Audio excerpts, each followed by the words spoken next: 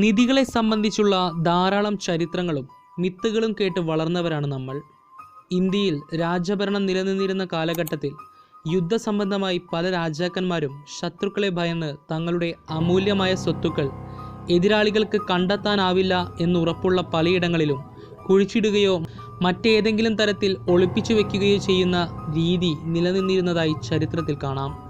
ഇത്തരത്തിൽ മനഃപൂർവ്വം ഒളിപ്പിച്ചു വെച്ച നിധിശേഖരങ്ങൾക്ക് പുറമെ ചില അപ്രതീക്ഷിത സന്ദർഭങ്ങളിൽ സ്വർണ്ണ നാണയങ്ങളും രത്നങ്ങളും തുടങ്ങിയ അമൂല്യ സമ്പത്ത് നഷ്ടപ്പെട്ടതായും ചരിത്രത്തിലുണ്ട്. പിൻകാലത്ത് നിധിശേഖരങ്ങളായിക്കൊണ്ട് നമുക്ക് ലഭിക്കുന്ന പല സ്വത്തുക്കളും നമ്മുടെ പൂർവികന്മാർ വിധിയുടെ വിളയാട്ടത്തിൽ ഒളിപ്പിച്ചു വെച്ചതാണ്.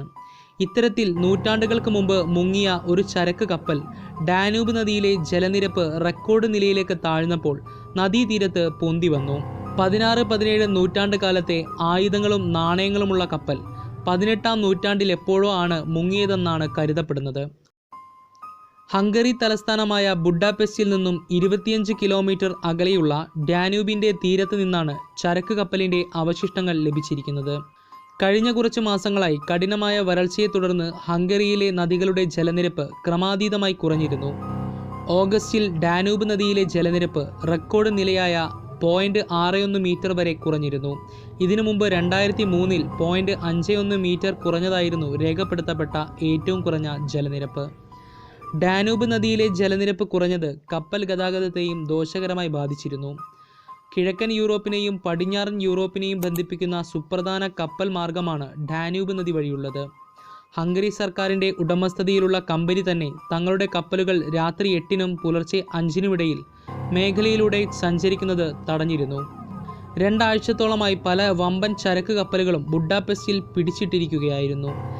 ഏതായാലും ദിവസങ്ങൾ നീണ്ട പര്യവേഷണങ്ങൾക്കൊടുവിൽ ഫറൻസി മ്യൂസിയത്തിലെ ഗവേഷകരാണ് ഈ അപൂർവ നിധിശേഖരം കണ്ടെത്തിയത്.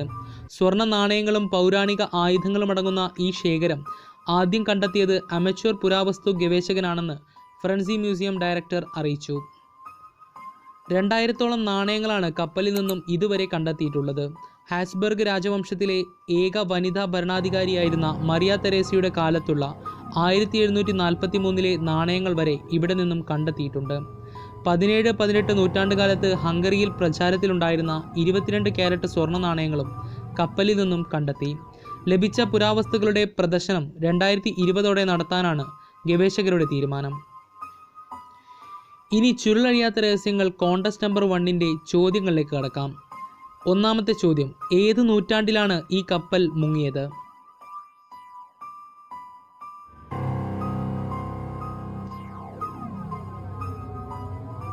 രണ്ടാമത്തെ ചോദ്യം: ഏത് നദിയുടെ തീരത്ത് നിന്നാണ് കപ്പൽ ലഭിച്ചത്?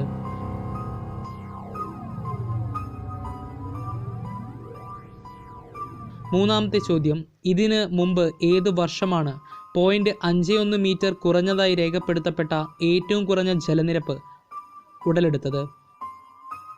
നാലാമത്തെ ചോദ്യം: എത്ര നാണയങ്ങളാണ് ഇതുവരെ കപ്പലിൽ നിന്നും കണ്ടെത്തിയത്? നിങ്ങളുടെ വിലയേറിയ അഭിപ്രായങ്ങൾ ഞങ്ങൾ കമൻറ്റ് ബോക്സിൽ പ്രതീക്ഷിക്കുന്നു. ഇത്രയും പറഞ്ഞുകൊണ്ട് ഇന്നത്തേക്ക് വിടാം.